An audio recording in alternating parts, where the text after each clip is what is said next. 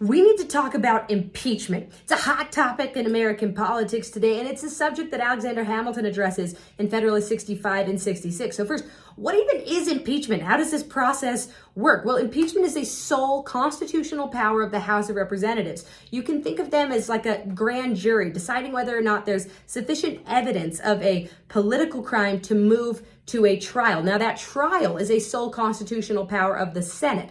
The Senate acts like jurors, and if 2/3 of these Senate jurors decide that there's enough evidence to convict, well, then they convict you. So what happens if you're impeached? Well, nothing. You move to a trial, but otherwise business goes on as normal, and you have an interesting new line in your Wikipedia page.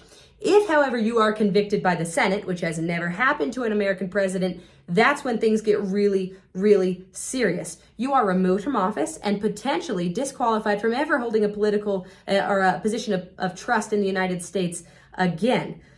Whoa, that's a big deal. What would justify that? Well, the Constitution tells us that it's treason, bribery, high crimes, and misdemeanors. Well, here's the rub. High crimes and misdemeanors, these aren't legal categories. In fact, that's the point for Alexander Hamilton. This isn't a legal process. This is a political process. So you don't actually need to have shot someone to be impeached. We're talking about political crimes, violation of the public trust, injuries to the social system. So you could have simply violated the separation of power system, which warrants impeachment, but doesn't necessarily warrant being thrown behind bars for the rest of your life. So we're talking about two different processes here. But here's the really, really important 2 points. One, the Constitution makes it very clear that you are not immune from criminal prosecution simply because you have been impeached and convicted in a political process. So we may have impeached you because you killed someone and that makes you a bad president, and then you can also go and be tried criminally and put behind bars for killing someone.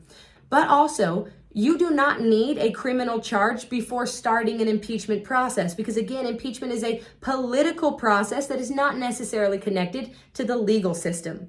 Okay, so is this ever going to be partisan?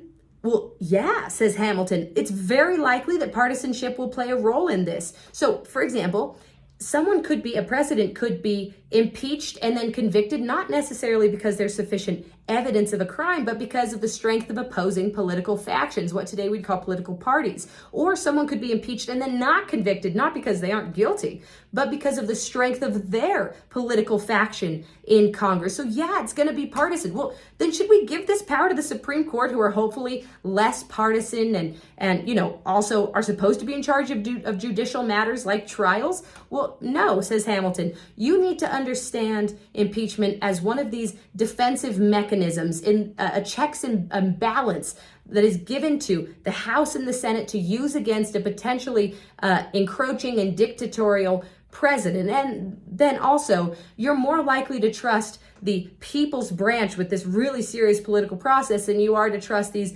unelected gods on Mount Olympus that we call the Supreme Court. So this is how to understand impeachment. It is an essentially political process which acts as a check and balance against encroachments of the executive.